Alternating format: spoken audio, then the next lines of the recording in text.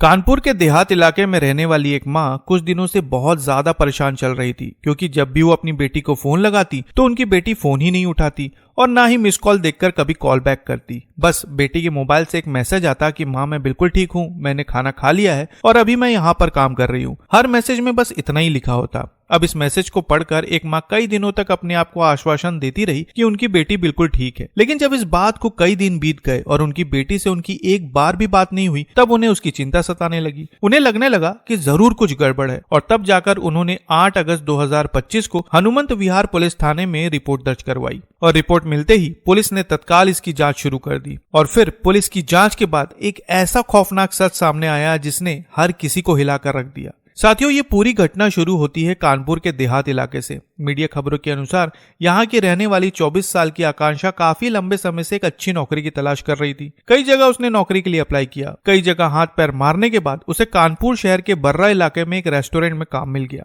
अब इस नौकरी की अच्छी बात यह थी कि आकांक्षा की बड़ी बहन भी वहीं पर रहकर काम करती थी और जब आकांक्षा को नौकरी मिल गई तब दोनों बहनें एक साथ रहकर काम करने लगी। धीरे धीरे आकांक्षा शहर के तौर तरीके सीख रही थी और जब कभी भी उसे काम के बाद समय मिलता तो वो अपने खाली समय पर सोशल मीडिया पर एक्टिव हो जाती। इसी तरह एक दिन जब वो अपना इंस्टाग्राम अकाउंट खंगाल रही थी तभी उसकी मुलाकात सूरज नाम के एक लड़के से हुई। दोनों में दोस्ती हुई और फिर बातों का सिलसिला शुरू हो गया। कई दिनों तक दोनों एक दूसरे के साथ सोशल मीडिया पर ही बातें करते रहे, लेकिन फिर मुलाकातों का दौर शुरू हुआ और इन मुलाकातों का असर कुछ ऐसा हुआ कि दोनों एक दूसरे से प्यार करने लगे। दोनों अब एक दूसरे से प्यार तो करते थे, लेकिन एक दूसरे से ज्यादा मिल नहीं पाते थे और इसी वजह से दोनों ने मिलकर एक साथ रहने का फैसला लिया। और इसके लिए आकांक्षा जहां काम करती थी वहां से उसने नौकरी छोड़ दी और हनुमंत विहार के एक रेस्टोरेंट में सूरज के कहने पर काम करने लगी। इसके साथ साथ दोनों ने मिलकर वहीं पर एक किराए का कमरा भी ले लिया और दोनों अब साथ रहने लगे। कुछ दिनों तक तो इनके बीच सब कुछ सही रहा, लेकिन फिर उनकी मोहब्बत का ये जोश धीरे धीरे शक और झगड़ों में बदल गया, क्योंकि आकांक्षा ने कई बार देखा कि सूरज दूसरी लड़कियों से बात करता है और ये बात आकांक्षा को बिल्कुल भी पसंद नहीं थी। उसने कई बार सूरज को दूसरी लड़कियों से बात करने के लिए मना किया, लेकिन सूरज ने उसकी एक न सुनी, जिसकी वजह से धीरे धीरे इन दोनों के बीच दरार पैदा हो गई। कई दिनों तक इन दोनों के बीच इसी बात को लेकर विवाद होता रहा और एक दिन जब पानी सर के ऊपर से निकल गया तब आकांक्षा ने सूरज से साफ कह दिया कि अब वो उसके साथ नहीं रहना चाहती। लेकिन सूरज इस बात के लिए बिल्कुल भी तैयार नहीं था और आखिरकार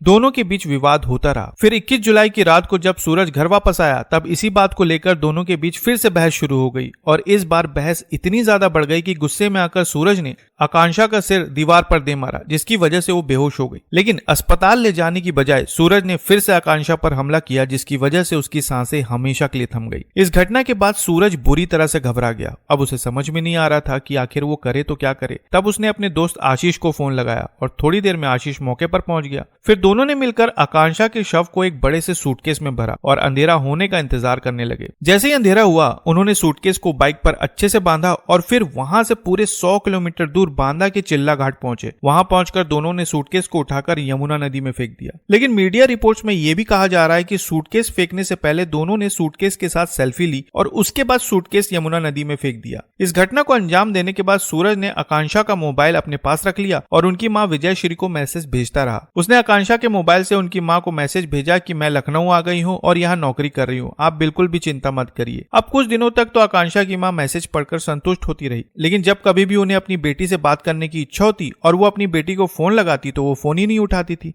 और ना ही कॉल बैक करती थी और यहीं से आकांक्षा की मां विजय श्री को शक होने लगा। कई दिनों तक ये सिलसिला चलता रहा। तब उन्होंने 8 अगस्त को हनुमंत विहार थाने में इसकी रिपोर्ट दर्ज करवाई, जिसके बाद पुलिस जांच में जुट गई। जांच के दौरान पुलिस को सूरज के बारे में पता चला। इसके बाद पुलिस ने आकांक्षा और सूरज की सीडीआर रिपोर्ट निकाली, साथ ही मोबाइल का लोकेशन भी ट्रैक किया। तब उन्हें पता चला कि 21 जुलाई की रात को सूरज का मोबाइल कानपुर से बांदा तक ट्रैवल किया था और 22 जुलाई से आकांक्षा लापता थी। शक के आधार पर पुलिस ने सूरज को हिरासत में लिया और उससे पूछताछ शुरू की। वहीं जब उसका मोबाइल चेक किया गया तो उसमें एक सेल्फी मिली जिसमें वो, उसका दोस्त और एक सूटकेस दिखाई दे रहा था। इसके बाद सख्ती से पूछताछ करने के बाद सूरज ने सारा सच बयां कर दिया और अब सूरज और उसके दोस्त आशीष पर संबंधित धाराओं के तहत मुकदमा दर्ज करके पुलिस ने उन्हें न्यायिक हिरासत में भेज दिया है। पुलिस अब उस सूटकेस की तलाश में लगी हुई है जिसे सूरज और उसके दोस्त आशीष ने मिलकर यमुना नदी में फेंका था। हैरान करने वाली बात यह है कि जिस सूटकेस के साथ कभी आकांक्षा ने तस्वीर खिंचवाई थी, उसी सूटकेस में उसे बंद करके उसके प्रेमी ने उसे यमुना नदी में फेंक दिया।